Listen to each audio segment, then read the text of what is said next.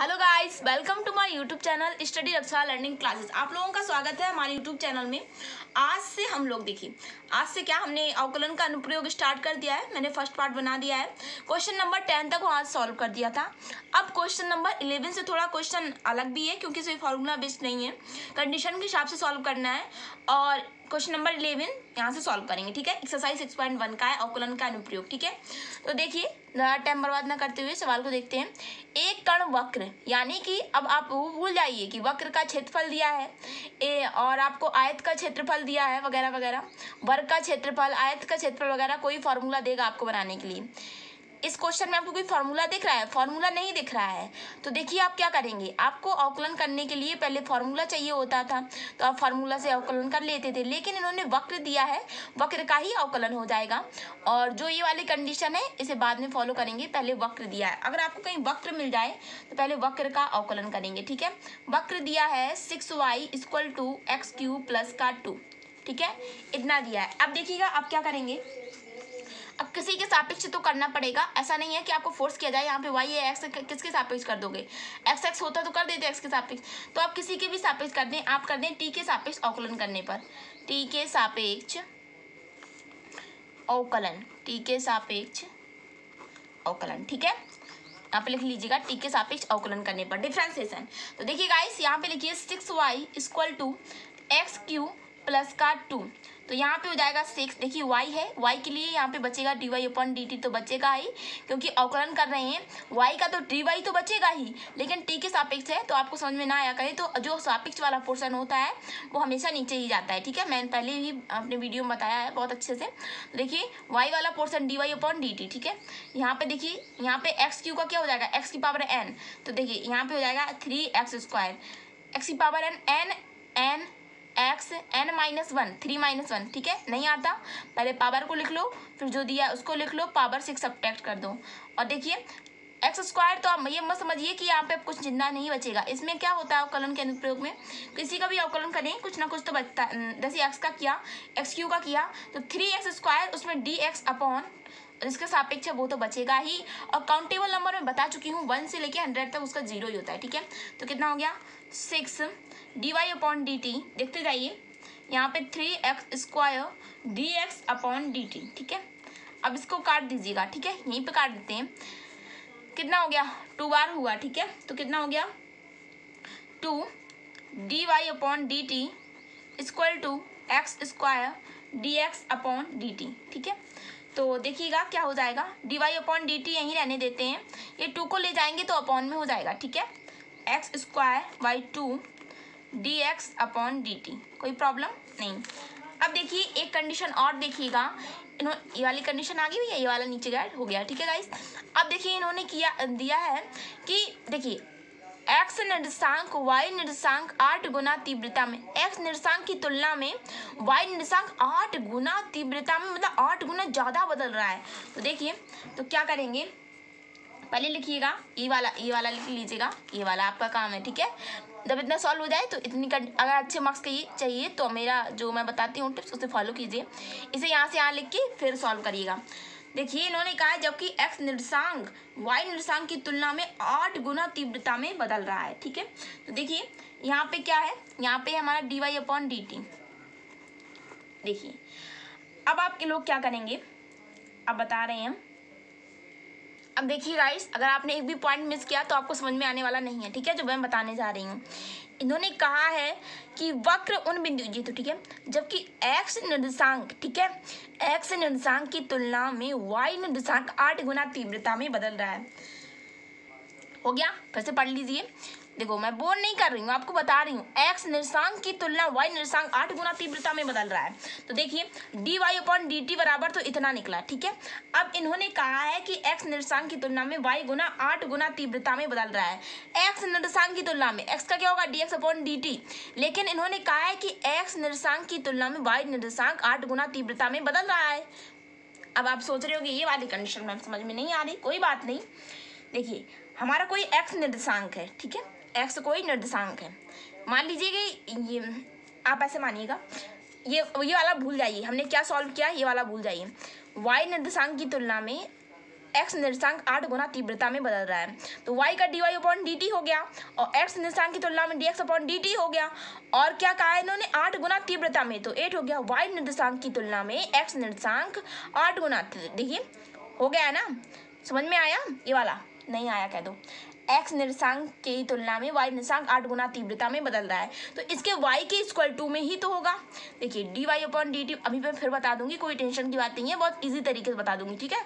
हर question के बाद मैं जल्दी जल्दी बताती हूँ, ठीक है।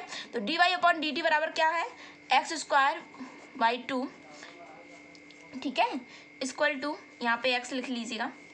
यहाँ पर देखिए dy अपॉन dt बराबर क्या है, x square dx upon dt, और यहाँ पर है 8 dx अपॉन dt। तो ये क्या लिखने से फायदा, ठीक है। तो हो गया हमारा x square by 2 equal to 8। देखिए एक्स का स्क्वायर इसमें भी तो जा सकता है, अगर आपने पढ़ा होगा एक्स का स्क्वायर इसमें भी चला जाएगा, तो जाएगा 16/2।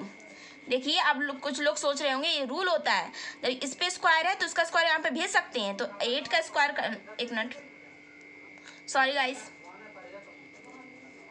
यहाँ पे देखिए कितना हो गया हम लोगों का, हो गया x square by 2 equal to 8, ठीक है। तो देखिए इसका क्रॉस मल्टीप्लाई में कर देंगे तो एक्स स्क्वायर बराबर 16, तो देखिए 16 हो गया, तो एक्स बराबर कितना हो जाएगा, अंडर रूट 16 हो जाएगा। तो कितना हो जाएगा, एक्स बराबर 4 हो जाएगा कि नहीं हो जाएगा, क्रॉस मल्टीप्लाई हुआ, 2 का हो गया 16 हो गया, 16 में रूट चला दिया, मैंने वहाँ पे रॉन्ग कर दिया था, ठीक है, थोड़ा दिमाग हो जाता है। एक्स का वहाँ पे हो गया तो 16 हो गया, देखिए 2 4 हो गया, 2 से काटा, 2 4 जाए 8, एक्स का स्क्वायर इसमें चला गया, 4 का स्क्वायर क्या हो गया 16 में रूट है तो हो गया, ठीक है, इक्वल टू, बढ़िया हो गया हमारा क्वेश्चन। अब देखिएगा अब क्या करेंगे, अब आप लोग क्या करेंगे, अब आपको कहते हो समझ में तो आ गया क्वेश्चन, लेकिन अभी हमारा क्या है, अभी देखते हैं अभी क्या है। अगर आपकी कोई वैल्यू निकल आए तो उसे वक्र में भी रखना चाहिए। देखिए ये वाला थोड़ा 8 का हो गया, इसका नहीं करना, कुछ नहीं करना, 8 का मल्टीप्लाई 2 में हुआ 16 हो गया, एक्स का अंडर रूट इसमें गया 4 हो गया, इसमें काटना नहीं है, ठीक है। एक्स का 8 का मल्टीप्लाई 2 में 16, एक्स स्क्वायर अंडर रूट 16 में चढ़ाया 4 हो गया, ठीक है। अब देखिएगा अब क्या हो रहा है, अभी आपका मतलब पूरा सॉल्व नहीं हुआ है। अभी एक बार और क्वेश्चन देख लीजिएगा, एक कण वक्र 6y(x³ + 2 के अनुदित गति कर रहा है, वक्र में उन बिंदुओं को ज्ञात कीजिए जो x निर्देशांक की तुलना में y निर्देशांक 8 गुना तीव्रता में बदल रहा है। तो ठीक है, मैंने ये वक्र का डिफरेंशिएशन कर दिया। अब देखिए y निर्देशांक x निर्देशांक की तुलना में y निर्देशांक 8 गुना तीव्रता में बदल रहा है, तो ये x वाला पोर्शन देखिए dy/dt, ये x वाला पोर्शन ही तो आ रहा है, तो ये हमने dy/dt लिख दिया।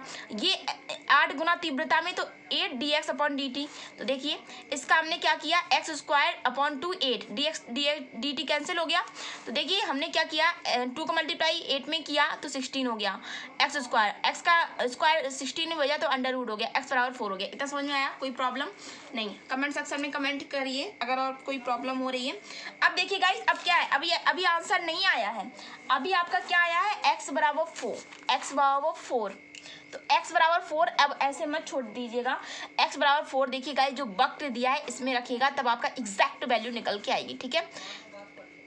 वक्र में putting the value of the वक्र, ठीक है, वक्र में रखने पर x बराबर 4, ठीक है। तो हमें वक्र क्या दिया था, वक्र ये दिया था, क्या दिया था, 6y = x³ + 2, तो y बराबर x³ + 2 अपॉन में 6 ले जाइए, कोई प्रॉब्लम नहीं होनी चाहिए।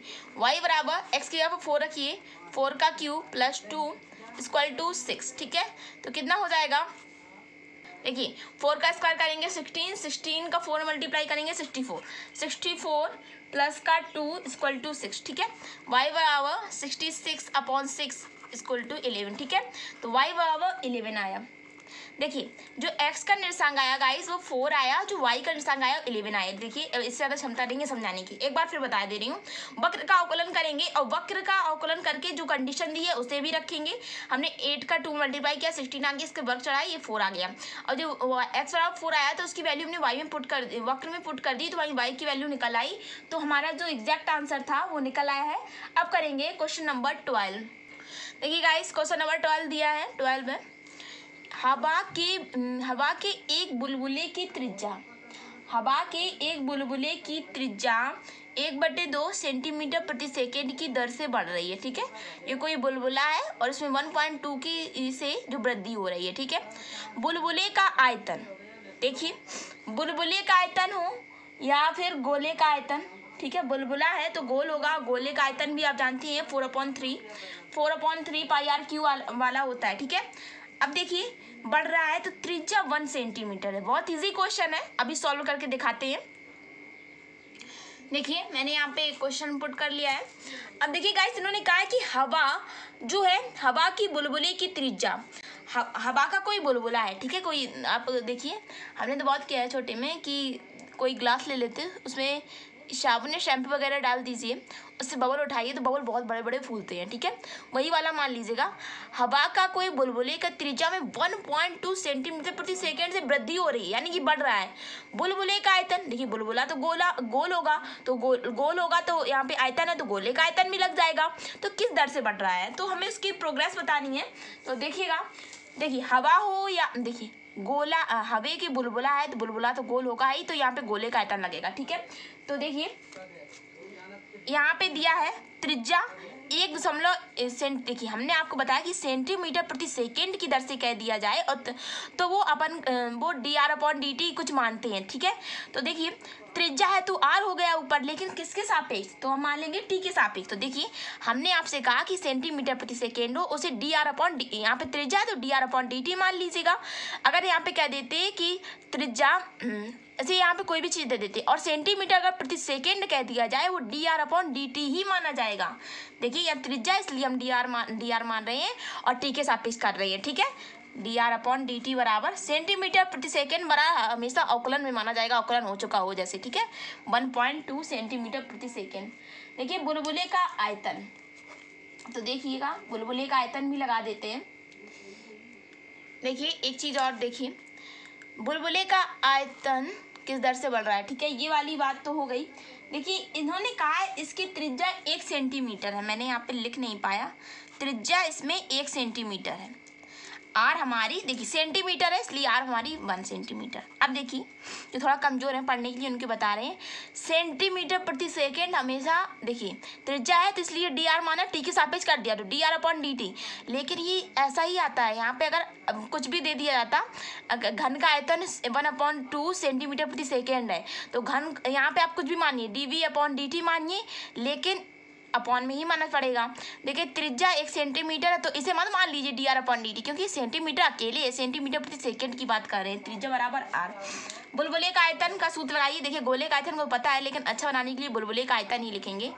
बुलबुले का आयतन, बुलबुले का आयतन या गोले का आयतन, देखिए अब तो लर्न हो गया होगा, 9th या 10th क्लास से पढ़ते आ रहे हैं। कितना होता है 4/3 पाई आर क्यू, तो कितना हो जाएगा 4/3। देखिए अब बुलबुले का आयतन है तो देखिए आप ऐसा करिए, आयतन को ए मान लीजिए, बुलबुले का आयतन ए मान लीजिए, ठीक है। थोड़ा रुकिए, थोड़ा पेज टर्न कर लेते हैं। देखिए गाइस आकलन करने से पहले मान लेते हैं बुलबुले का आयतन ए, ठीक है। जैसे मानते थे उसमें आयत का क्षेत्रफल, एरिया ऑफ, ऐसा कुछ मानते थे तो ए से शुरू होता था। बुलबुले का आयतन, बुलबुले का आयतन, ठीक है।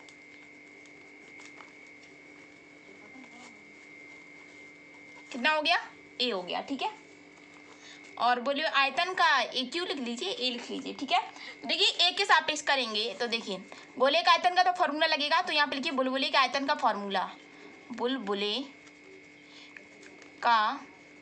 के आयतन का फॉर्मूला, ठीक है। देखिए बुलबुला भी गोल होता है और गोला भी गोल होता है, तो कितना हो जाएगा 4/3 पाई आर क्यू, ठीक है। कितना हो गया, ठीक है। तो इसका अवकलन करेंगे, देखिए ए से शुरू किया तो डी ए और टी के सापेक्ष कर रहे हैं। अब आप कहोगे कैपिटल ए मान लीजिए, देखिए टी के सापेक्ष लिख लीजिए, टी के सापेक्ष अवकलन, ठीक है। अब आप भी लिख लीजिएगा, हमने इतनी बार आप सिखाई दिया है, क्या एक्सरसाइज होने वाली है। टी के सापेक्ष बुलबुला का आयतन ए से शो हो गया, यहाँ पे dA/dt, ठीक है। टी के सापेक्ष और ए से शो हो गया, तो सापेक्ष वाला टी के सापेक्ष अवकलन, ठीक है। यहाँ पे लिख लीजिएगा, हमने टी के अवकलन लिख लिया, टी के सापेक्ष अवकलन, ठीक है। इसका करेंगे 4/3 पाई आर क्यू बचा, तो देखिए एक्स की पावर n का फार्मूला 3 लिखिए, जो दिया है उसे लिखिए, पावर 6 सब्ट्रैक्ट कर दीजिए, कितना बचेगा 4/3 इंटू 3 पाई आर स्क्वायर। कितना बचेगा 3 से 3 कैंसिल हो गया गाइस। तो देखिएगा इसे भी साथ में चलाते रहिए, dA/dt। यहाँ पर भी चलेगा dA/dt, dA/dt equal to 4 pi r square. ठीक है, इतना हो गया। अब याद करिए कि हमने आर को, त्रिज्या इसकी 1 सेंटीमीटर है, अब तक दिखाएं। ठीक है, त्रिज्या इसकी देखिए आर बराबर 1 सेंटीमीटर। देखिए त्रिज्या 1.2 बढ़ रही है लेकिन आर बराबर है 1/2। ठीक है, इतना दिया है हमें। तो कुछ देखिए गाइस, आर बचा है पाई आर स्क्वायर। तो देखिए अब इसमें एक्स बचता था तो dx/dt लिखते थे। आर अभी आर स्क्वायर तो हो गया लेकिन dr/dt भी लिखेंगे। क्यों? देखिए मैंने वहाँ पे y का अवकलन किया dy/dt, एक्स क्यू का किया 3x² dx/dt भी लिखा था। यहाँ पे किसी का भी हो, लास्ट में जिसका लास्ट वाला अक्षर होता है उसी dr और t के सापेक्ष कर दें तो t, यहाँ पे आर है तो dr हो गया, t के सापेक्ष तो t का अवकलन। ठीक है, अब देखिएगा आप क्या कर रहे हैं, अब इस मान पुट कर दीजिएगा 4 पाई। देखिए आर का मान है, त्रिज्या 1 सेंटीमीटर है तो 1 का स्क्वायर, dr/dt अपन लोगों ने दिया है 1/2 की वृद्धि कर रहा है, 1.2 की दर से। ठीक है, तो देखिएगा कितना हो जाएगा। एकदम आराम से हमारे साथ जुड़ते रहिए, आपका एक भी क्वेश्चन मिस नहीं होने वाला जब तक मैं हूँ। ठीक है, कितना हो जाएगा 4 पाई। देखिए 1 का क्या होगा, 1 ही हो जाएगा, 1 का स्क्वायर तो 1/2। तो कितना हो जाएगा 2 2 जा 4। तो कितना हो जाएगा dA/dt इक्वल टू, देखिए ये तो हो गया 2 का 1 में करेंगे 2, और देखिए पाई बचा, पाई कांस्टेंट होती है यहाँ पे, इस पाई का मान सेंटीमीटर क्यूब प्रति सेकेंड। ये हो गया हमारा फुली सेंटीमीटर प्रति सेकेंड, सेंटीमीटर क्यूब प्रति सेकेंड। ठीक है, ये हो गया। अब देखिए गाइस, कोई प्रॉब्लम आती है, जैसे आपको कोई प्रॉब्लम आ रही है, देखिए कुछ भी बात करने से पहले ये मात्रक लिया करें। कोई भी प्रॉब्लम आ रही है तो कमेंट सेक्शन में हम पे कमेंट कीजिए, और हम आप कमेंट का जवाब ना दें तब हमें आप दोस्त दीजिएगा।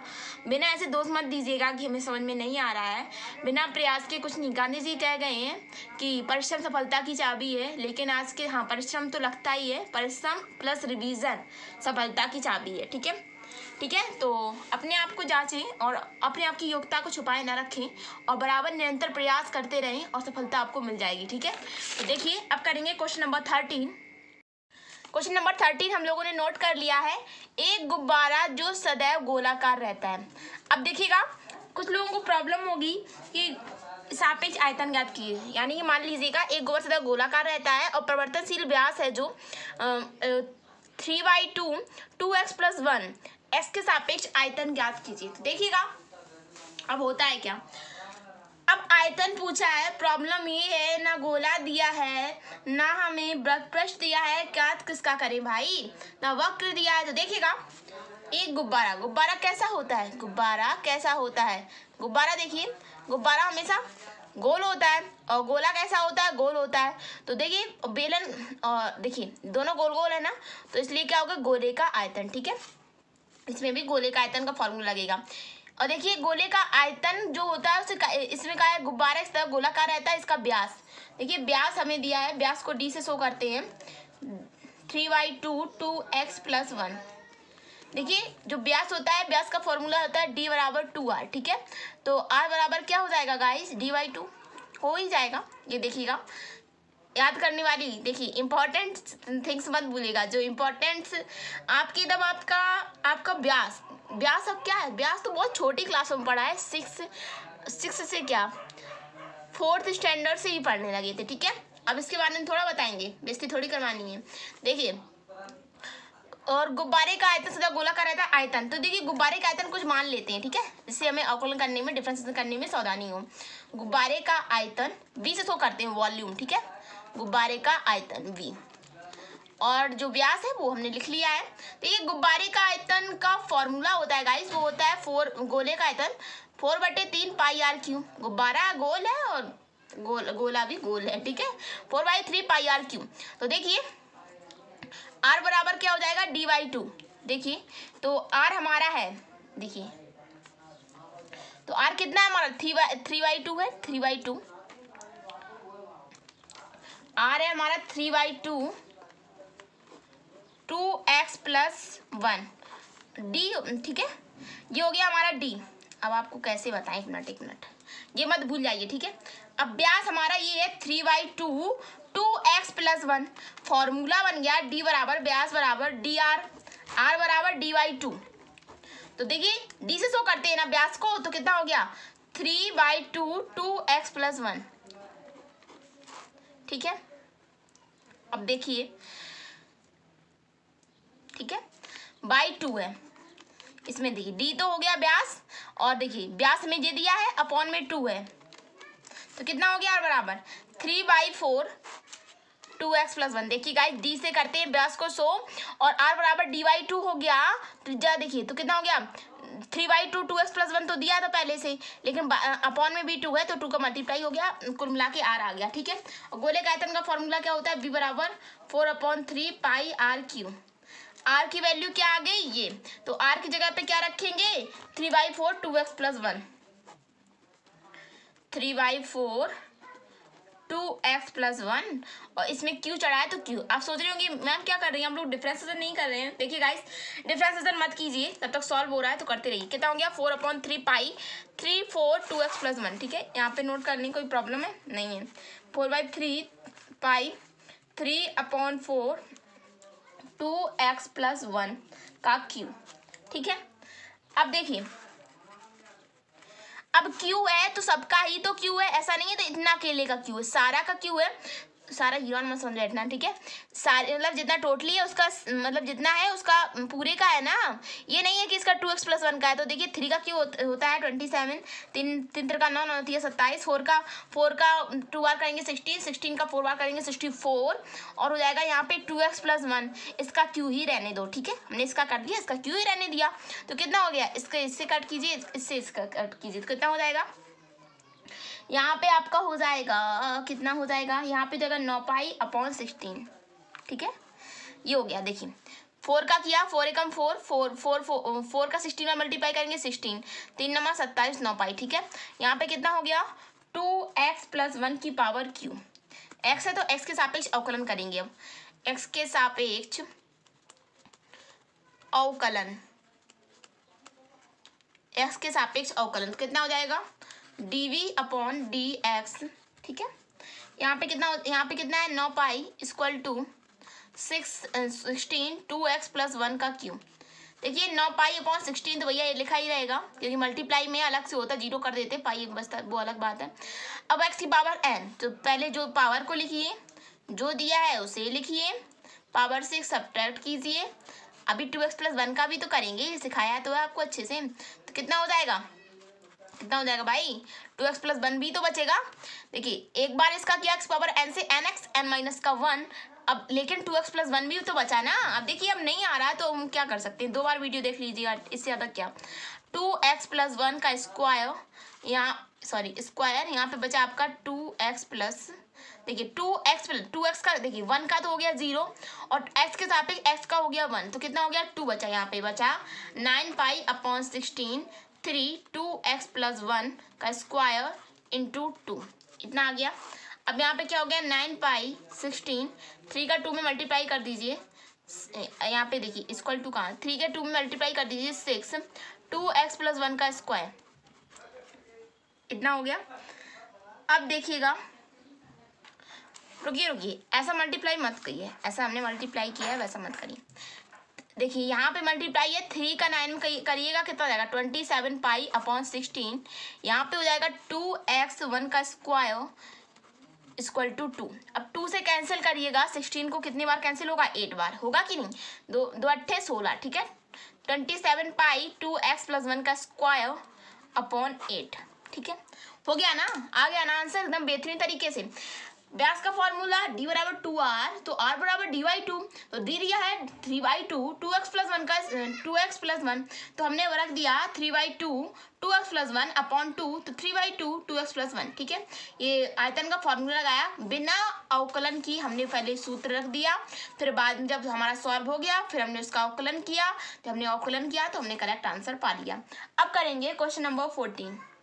देखिए गाइस क्वेश्चन नंबर हमारा जो हो चुका है 14 है, 13 हो चुका। एक पाइप का देखिए पुराने ज़माने में एक होता था ना, कैसा होता था, एक ऐसा एक ऐसा, ठीक है, और इसमें रेत भरी रहती थी, कुछ यहाँ तक आती थी, सुबह शाम होता था, कुछ भी हो, देखा है हमने झांसी वाली रानी के शो में। देखिए एक पाइप से रेत जो हमारी बालू होती है साल्ट, वो 12 सेंटीमीटर प्रति सेकेंड की दर से गिर रही है। ठीक है, गिर रही है भाई, सेंटीमीटर स्क्वायर प्रति सेकेंड हो या सेंटीमीटर क्यूब प्रति सेकेंड हो। पाइप है, मान लिया तो कुछ भी मान लीजिए, dv/dt कुछ भी लिखिए, dk/dt कुछ भी लिखिए, अपॉन में t भी मान लीजिए t के सापेक्ष अवकलन करने पर, और पाइप की से रेत मान लीजिए b, तो v dv/dt सेंटीमीटर प्रति सेकेंड है भाई, अपॉन में लिखना पड़ेगा। ठीक है, रेत जमीन में एक शंकु बनाती है। कैसे बनाती है? शंकु बनाती है। ठीक है, छोटे क्लास में पढ़े होंगे शंकु। देखिए जिसकी ऊंचाई आधार की त्रिज्या का छठा भाग है। देखिए जिसकी ऊंचाई आधार की त्रिज्या से छठा भाग है। ठीक है, रेत से शंकु बनाने की ऊंचाई किस दर से बढ़ रही है और उसकी हाइट है वो हमें बताना है। ठीक, देखिए गाइस, एक पाइप की रेत मैंने समझा तो दिया, मैंने यहाँ पे क्वेश्चन नोट डाउन कर लिया है। तो देखिए हाँ, रेत, पाइप का रेत भी मान लीजिए और टी के सापेक्ष अवकलन कर दीजिए, लेकिन सेंटीमीटर क्यूब प्रति सेकेंड है भैया, dv/dt के उसमें तो लिखना ही पड़ेगा, कुछ भी लिख लीजिए। हम भी इसको पाइप की रेत को भी मान लें, टी के सापेक्ष अवकलन कर दें तो dv/dt यहाँ पे हो गया 12 सेंटीमीटर। आपको सेंटीमीटर स्क्वायर प्रति सेकेंड मिला करें या सेंटीमीटर क्यूब प्रति सेकेंड मिला करें, इसे dv/dt के ही रूप में लिखते हैं, या dr/dt की त्रिज्या होती तो अलग अलग लिखते। ठीक है, कई बार समझा सकते हैं इसलिए फास्ट बता रही हूँ। अब देखिएगा, अब क्या करेंगे,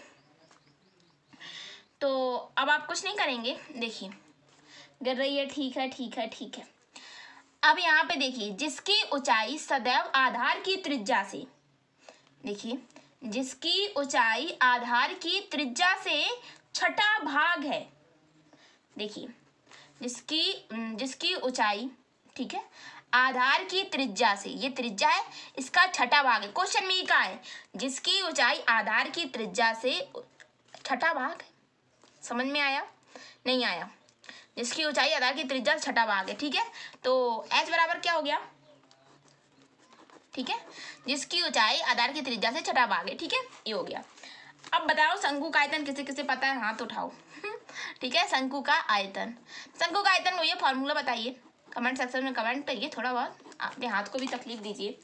शंकु का आयतन तो होता है, हमें याद नहीं आ रहा, मैम पढ़ा तो था, 1/3 पाई r। देखिए हाइट की बात की है तो एच तो लिखना ही पड़ेगा, हाइट। ठीक है, तो यहाँ पे एच भी लिख दीजिएगा। यहाँ पे कितना हो जाएगा? 1/3 पाई। देखिए आर कितना है?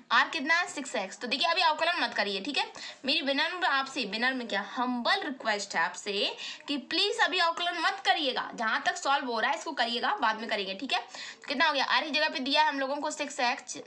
ठीक है, आर की जगह पे कितना है? 6h, तो 6h का स्क्वायर कर दीजिए, स्क्वायर है, और h बराबर कितना है? अभी h को ऐसा ही रहने देते हैं। ठीक है, अभी h को ऐसा ही रहने दो। ठीक है, अभी h को मत लिखो, समझो h है ही नहीं। ठीक है, तो कितना हो जाएगा? r बराबर 1/3 पाई 6 का कितना हो जाएगा? 6 का वर्ग 36, h का स्क्वायर 1h, कितना हो जाएगा? h कितना हो जाएगा? h³ हो जाएगा। ठीक है, अब करेंगे t के सापेक्ष अवकलन सारे का। ठीक है, टी के सारा है जो पूरा कर देंगे। ठीक है, टी के सापेक्ष अवकलन, टी के सापेक्ष अवकलन कितना हो जाएगा? बी तो माना ही शंकु का आयतन, dv/dt, यहाँ पे हो जाएगा 12, कितना हो जाएगा? 1 मिनट, देखिए थोड़ा यहाँ पे सॉल्व कर लीजिए, 3 से काटेंगे, 3 1 जा 3, 3 2 जा 6, तो कितना हो जाएगा? 12 पाई h³। ठीक है, तो यहाँ पे लिख लीजिएगा 12 पाई h³।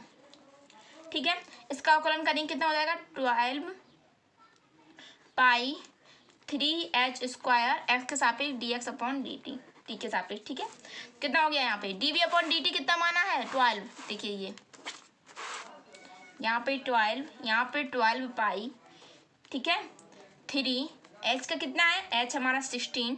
देखिए अब कैसे बताएं h कितना है? 16।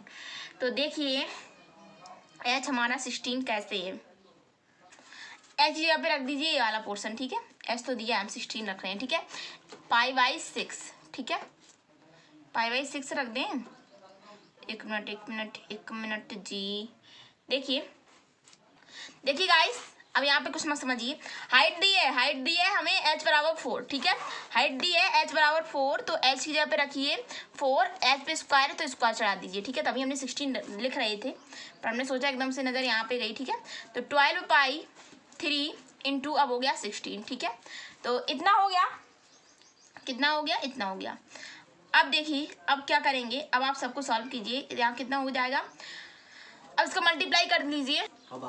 तो यहाँ पे हो गया 12 इंटू 48, ठीक है, इतना हो गया। अब इसे कट कर दीजिएगा, बस हो जाएगा आंसर।